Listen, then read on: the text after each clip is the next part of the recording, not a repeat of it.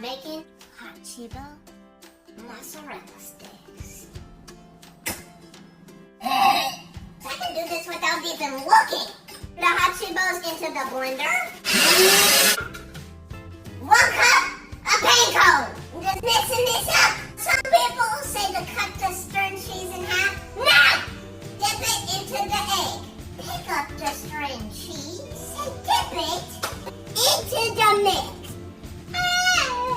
Gonna put oil in this pan right here, but be careful.